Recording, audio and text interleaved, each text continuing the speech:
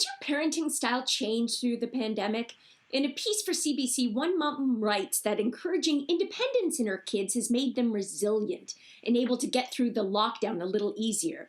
So, Julia, curious about what your approach was. You said you sort of ended your parenting in your 50s, but what was it like, and did it change at all? It definitely changed. I mean, I knew nothing at the beginning. I was 21 when I had my first child. And I just kind of went instinctively. There was very little information. There were like 2 books to read. And in some ways, that was liberating because I didn't have this, like, have to be a perfect mum. There was no social media. So I kind of let myself follow my own instincts. And I made tons of mistakes.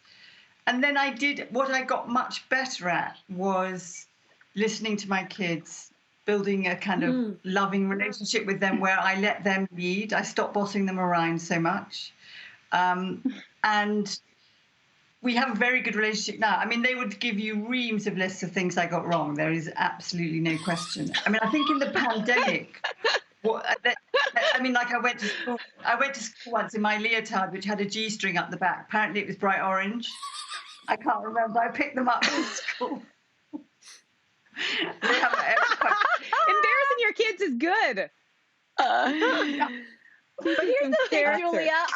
Julia, I don't know if this is a question for you specifically, but it is like you have such a difference in one generation of parenting style, because I think all of us were probably raised in a similar way. I was practically raised by horses. Like, I don't recall my parents being so, like, not the helicopter parent that we know today. And yet my generation of parents were the helicopter parents. In fact, they call us lawnmower parents sometimes, Julia. I'm sure you've heard this, where we don't even just hover. We just try to mow all of the challenges out of our kids. We bubble wrap them, no challenges, no hardship. So what changed, like, from your experiences being raised probably idyllically, and then thinking, well, I think what changed is like the 24-hour news cycle, this kind of thing what Julia was talking about how to become a perfect parent. I think it took away a lot of instincts. But I mean, I'll say that even though stranger danger, I grew up of that kind of like come home when the lights come on. My sister and I used to walk to school every day. I was around 6, she was around 9,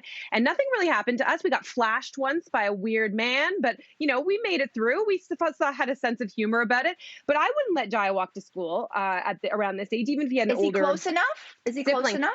Even if he was, I wouldn't, because I don't trust drivers. So that's city life. But so how do you deal with the resilience then? Like if you're I feel like I'm pretty loosey-goosey about normally.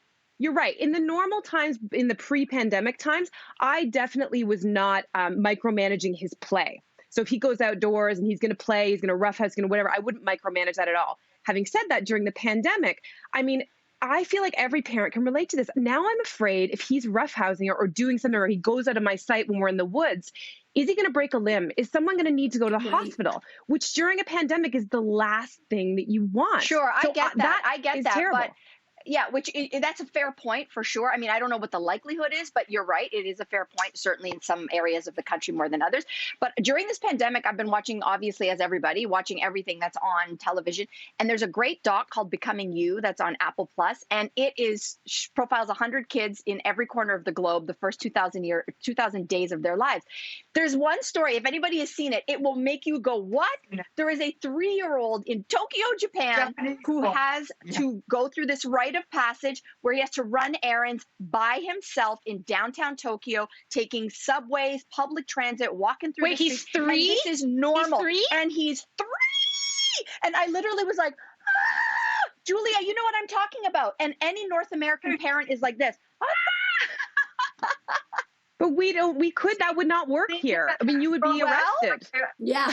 No, the bottom line, and I'll let Julia take over. She's the expert, but this is the bottom line of this doc. Most children around the world are not different from one another. In fact, most would argue they're pretty much the same. The parenting styles, however, differ massively. The children aren't different. Well, the parenting style, and to Cynthia's point, the parenting culture, like nobody was calling for that child to be arrested or the child's parents to be arrested in Tokyo. Whereas, as to Cynthia's point, the minute that would happen in Canada, you would have an arrest, and then the parents would be trashed on every mommy blog, from Scary Mommy to Yummy Mommy to Mommy House to Daddy House to whatever, and social media shamed. Yep.